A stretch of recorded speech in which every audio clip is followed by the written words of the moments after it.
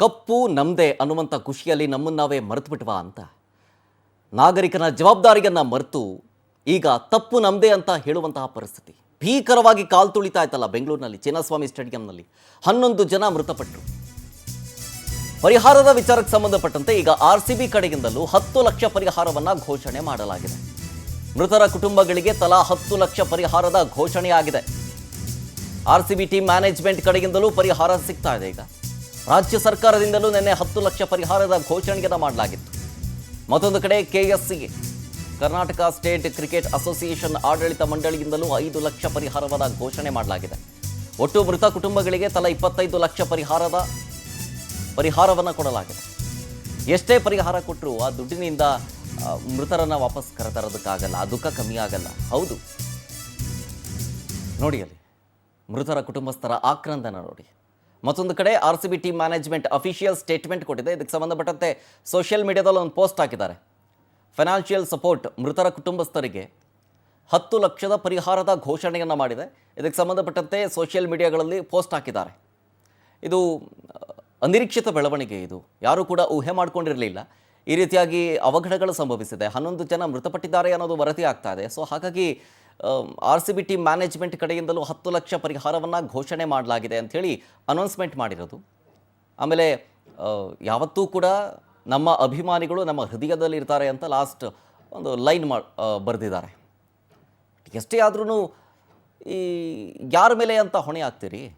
ಸರ್ಕಾರದ ಮೇಲೆ ಅಂತ ಹೊಣೆ ಆಗ್ತೀರಾ ಅಥವಾ ಪೊಲೀಸರ ಮೇಲೆ ಹೊಣೆ ಆಗ್ತೀರಾ? ಅವ್ರವ್ರ ಕೆಲಸ ಅವ್ರವ್ರು ಮಾಡಿದ್ದಾರೆ.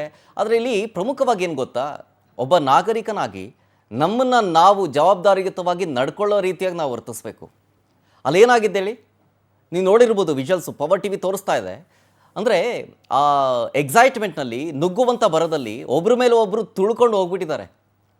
ನಾನೊಬ್ಬನ ತುಳಿತಾ ಇದ್ದೀನಿ, ಅದನ್ನು ಅಟ್ಲೀಸ್ಟ್ ಅವಾಯ್ಡ್ ಮಾಡೋಣ, ನುಗ್ಗಲು ಉಂಟಾಗಿದ್ರು ಅಟ್ಲೀಸ್ಟ್ ಏನೋ ಒಂದು ಮಾಡೋಣ, ಒಂದು ಮಾನವೀಯತೆಯನ್ನು ಮರೆತುಬಿಟ್ವಾ ಅಂತ. ಅದೇ ಆಗಿದ್ದಲ್ಲಿ ಒಬ್ಬ ಸಿಟಿಸನ್ ಆಗಿದ್ದುಕೊಂಡು, ಒಬ್ಬ ನಾಗರಿಕನಾಗಿದ್ದುಕೊಂಡು ನಾಗರಿಕನ ಕರ್ತವ್ಯವನ್ನು ಮರೆತಾರೆ. ಅದೇ ಆಗಿದ್ದಿಲ್ಲಿ ತಪ್ಪು. ಅದಕ್ಕೆ ಹೇಳಿದ್ದು ನಾವು ಈ ಸಲ ಕಪ್ಪು ನಮ್ಮದೇ, ಈ ಬಾರಿಯ ತಪ್ಪು ನಮ್ಮದೇ ಅಂತ.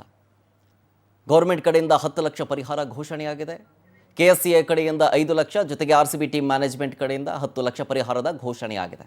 ಡೀಟೇಲ್ಸ್ ಕೊಡ್ತಾರೆ ಇನ್ನಷ್ಟು ನಮ್ಮ ಪ್ರತಿನಿಧಿ ವೆಂಕಟೇಶ್ ಲೈವ್ನಲ್ಲಿ. ವೆಂಕಟೇಶ್, ನನಗಷ್ಟೇ ಸರ್ಕಾರ ಕಡೆಯಿಂದ 10 ಲಕ್ಷ, KSCA ಕಡೆಯಿಂದ 5 ಲಕ್ಷ, ಈಗ RCB ಟೀಮ್ ಮ್ಯಾನೇಜ್ಮೆಂಟ್ ಕಡೆಯಿಂದ 10 ಲಕ್ಷದ ಪರಿಹಾರದ ಘೋಷಣೆಯಾಗಿದೆ. ಬಟ್ ಏನೇ ಆದರೂ ಈ RCB ಟೀಮ್ ಮ್ಯಾನೇಜ್ಮೆಂಟ್ ಆಗಲಿ ಅಥವಾ ಆಟಗಾರರಾಗಲಿ ಈ ಘಟನೆ ನಡೆದಂಥ ಸಂದರ್ಭದಲ್ಲೂ ಒಬ್ಬರೂ ಕೂಡ ಒಂದು ಮಾತು ಆಡಿರಲಿಲ್ಲ. ಘಟನೆಯಾಗಿ ಒಂದು 3-4 ಗಂಟೆ ಆದರೂ ಕೂಡ ಯಾರೂ ಏನೂ ಮಾತಾಡಿರಲಿಲ್ಲ. ಸೊ ಇದು ಯಾವ ರೀತಿ ನೋಡೋದು ಅಂತ? ಶರತ್, ಹೌದು. ಯಾಕಂತ ಹೇಳಿದ್ರೆ ನಿನ್ನೆ ದುರ್ಘಟನೆ ಆದಂತಹ ಸಂದರ್ಭದಲ್ಲಿ ಏನು ವಿಧಾನಸೌಧದ ಮುಂಭಾಗದಲ್ಲಿ ಒಂದು ಕಾರ್ಯಕ್ರಮ ನಡೆಯುತ್ತೆ.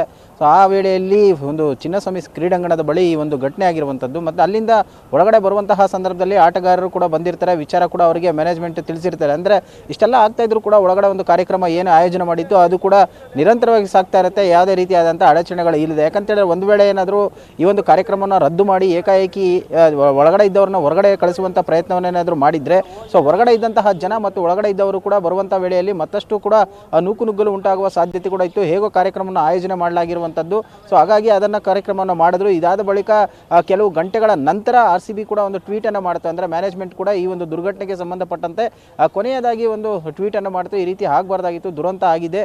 ಸೊ ಈ ಘಟನೆಗೆ ಯಾರನ್ನು ಹೊಣೆ ಮಾಡುವಂಥದ್ದು ಕೂಡ ಗೊತ್ತಿಲ್ಲ ಅಂತ ಹೇಳಿ ಒಂದು ಸಂತಾಪವನ್ನು ಸೂಚಿಸಿ ಒಂದು ಟ್ವೀಟನ್ನು ಮಾಡ್ತು. ಅದಾದ ಬಳಿಕ ಒಂದು ರಾಜ್ಯ ಸರ್ಕಾರದ ವತಿಯಿಂದ ಕೂಡ ಏನು ಮೃತಪಟ್ಟ ಕುಟುಂಬಗಳಿಗೂ ಕೂಡ ಒಂದು ಪರಿಹಾರ ಘೋಷಣೆಯನ್ನು ಮಾಡಿದ್ರೆ. ಅದಾದ ಬಳಿಕ ಕರ್ನಾಟಕ ಕ್ರಿಕೆಟ್ ಅಸೋಸಿಯೇಷನ್ KSCA ಕೂಡ ಪರಿಹಾರ ಧನವನ್ನು ಕೂಡ ಘೋಷಣೆ ಮಾಡುತ್ತೆ. ಈಗ RCB ಕೂಡ ಏನು ಗಾಯಾಳುಗಳ ಚಿಕಿತ್ಸೆ ವೆಚ್ಚವನ್ನು ಭರಿಸ್ತೇವೆ ಮತ್ತು ಮೃತಪಟ್ಟಂತಹ ಕುಟುಂಬಗಳಿಗೆ ಒಂದು 10 ಲಕ್ಷ ರೂಪಾಯಿ ಪರಿಹಾರವನ್ನು ಘೋಷಣೆ ಕೊಡ್ತೀವಿ ಅಂತ ಕೂಡ ಘೋಷಣೆ ಮಾಡಿದೆ. ಆದರೆ ಹೋದ ಜೀವ ಮತ್ತೆ ಬರೋದಿಲ್ಲ. ಈ ರೀತಿಯಾದಂಥ ದುರ್ಘಟನೆಗಳಾದಂತಹ ಸಂದರ್ಭದಲ್ಲಿ ಜನಪ್ರತಿನಿಧಿಗಳು ಬರುವಂಥದ್ದು, ಸಾಂತ್ವನ ಹೇಳುವಂಥ ಕೆಲಸಗಳನ್ನು ಮಾಡ್ತಾ ಇರ್ತಾರೆ ಮತ್ತು ಒಂದು ಪರಿಹಾರ ಧನ ಅಂತ ಹೇಳಿ ಘೋಷಣೆಯನ್ನು ಮಾಡ್ತಾರೆ. ಇಷ್ಟಾದರೂ ಕೂಡ ಈ ಒಂದು ದುರ್ಘಟನೆ ಆಗೋದಕ್ಕೂ ಮುಂಚೆ ಎಚ್ಚೆತ್ತುಕೊಳ್ಬೇಕಾಗಿತ್ತು. ಇಷ್ಟು ದೊಡ್ಡ ಸಂಖ್ಯೆಯಲ್ಲಿ ಜನ ಬರ್ತಾರೆ ಅಂತೇಳಿ ಗೊತ್ತಿದ್ರೂ ಕೂಡ ಯಾಕೆ ಇವಂತಹ ನಿರ್ಲಕ್ಷ್ಯವನ್ನು ವಹಿಸಿದ್ರು ಅನ್ನುವಂಥ ಪ್ರಶ್ನೆ ಕಾಡುವಂಥದ್ದು. ಸದ್ಯ ಘಟನೆಗೆ ಸಂಬಂಧಪಟ್ಟಂತೆ ಈಗಾಗಲೇ ಏನು ಯಾರಿಗೆಲ್ಲ ನೋಟಿಸ್ ಕೊಡಬೇಕು, ವಿಚಾರಣೆಯನ್ನು ಮಾಡಬೇಕು, ಈ ಒಂದು ಘಟನೆಯಲ್ಲಿ ಯಾರು ತಪ್ಪಿತಸ್ಥರು ಅನ್ನೋಂಥದ್ದನ್ನು ಕೂಡ ಈಗ ಮುಂದಿನ ದಿನಗಳಲ್ಲಿ ಗೊತ್ತಾಗುತ್ತೆ. ಆದರೆ ಇದುವರೆಗೂ ಕೂಡ ಯಾವೊಬ್ಬ ಅಧಿಕಾರಿಯೂ ಕೂಡ ಘಟನೆಗೆ ಸಂಬಂಧಪಟ್ಟಂತೆ ಕೂಡ ಯಾವುದೇ ಒಂದು ಪರ್ಟಿಕ್ಯುಲರ್ ವಿಚಾರವನ್ನು ಕೂಡ ಇದುವರೆಗೂ ಹೇಳ್ತಾ ಇಲ್ಲ. ಇಷ್ಟೆಲ್ಲ ದೊಡ್ಡ ದುರಂತ ಸಂಭವಿಸಿದ್ರು ಕೂಡ ಇದಕ್ಕೆ ಯಾರು ಹೊಣೆ ಅನ್ನುವಂಥ ಪ್ರಶ್ನೆ ಕಾಡ್ತಾ ಇರುವಂಥದ್ದು. ಸೊ ಈ ಸಾರಿ ಕಪ್ಪು ನಮ್ಮದೇ ತಪ್ಪು ನಮ್ಮದೇ ಅನ್ನುವಂಥದ್ದು ಕೂಡ ಇದಕ್ಕೆ ಸ್ಪಷ್ಟ ನಿದರ್ಶನ ಅಂತ ಹೇಳ್ಬೋದು Sharath. Okay, thank you Venkatesh ಡೀಟೇಲ್ಸ್ಗಾಗಿ.